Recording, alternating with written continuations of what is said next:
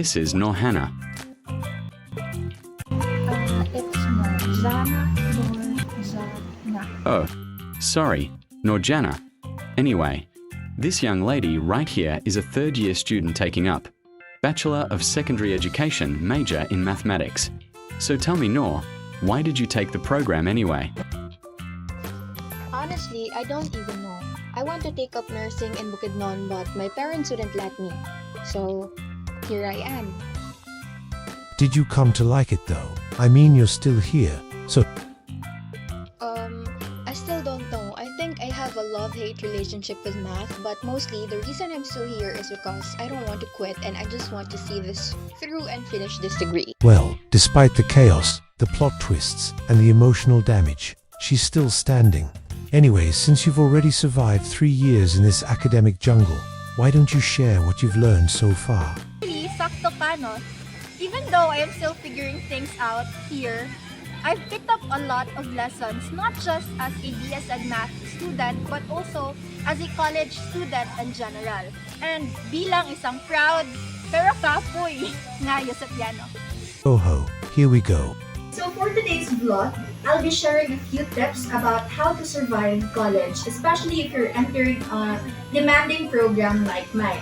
And syempre, I'll be sharing my personal experiences along the way, the good, the bad, and the ngano galing nisulod ko ano nga program moments. Well then, the mic is yours, Norjana. So for my first tip, it is to let yourself be a beginner. When I entered college, I honestly felt lost. It felt like stepping into a world where everyone already knew the rules, except me. The workload was heavy, the pace was fast, and I constantly wondered if I actually belong there. My first big challenge was simply accepting that it's okay to struggle. That feeling confused doesn't mean you are failing, it means you are learning. You won't understand everything right away, you won't feel ready all the time. But once I stopped pressuring myself to be perfect, and allowed myself to learn slowly, the experience became less scary and more meaningful. That discomfort was actually shaping me even if I didn't realize it at first. And as I was slowly finding my footing, something else helped me more than I expected. The people I met along the way. My second tip is to choose the right people. One of the best parts of my college journey was finding the right friends. Not the loudest, not the most popular, but the ones who made me feel understood. The ones who didn't just stay for the fun parts, but stayed for the breakdowns at 2 a.m., the deadlines, and the uncertainty. I remember how we'd shared food when someone forgot to eat, how we'd stay in the hallway after class just talking about life, and how we'd hype each other up before big exams. Those small moments made everything lighter, and it reminded me that while college is stressful, it becomes a lot less overwhelming when you have people who remind you you are not doing this alone. And with the right people supporting you, even the smallest progress starts to feel like something worth celebrating. And so for my third tip, it's to celebrate every win, even the small ones. Because back then, I used to think that only huge milestones mattered. High grades, awards, recognition, and all that achievements. But looking back, the things I'm most proud of are the quiet victories no one else really saw. Me finishing a requirement on time after struggling the whole week. Me pushing through a subject I thought I'd fail. Calculus. Even the simple act of showing up, whether that be to a class, to life, to myself, counted. These little wins built my confidence and reminded me that progress is still progress no matter the size. But celebrating small wins also taught me something deeper. Sometimes you move forward by knowing when to pause. And so, for my tip number 4, it's to give yourself space to breathe. One of the biggest lessons college taught me is the true value of rest. Before, I believed slowing down meant I was falling behind. I'd kept pushing even when I was mentally drained, forcing myself to function when all I really needed was to breathe. It took burnout, like real burnout, for me to realize that rest is not just allowed, it is essential, it is necessary. Pausing doesn't mean you are weak. It means you're protecting the version of yourself that will continue the journey.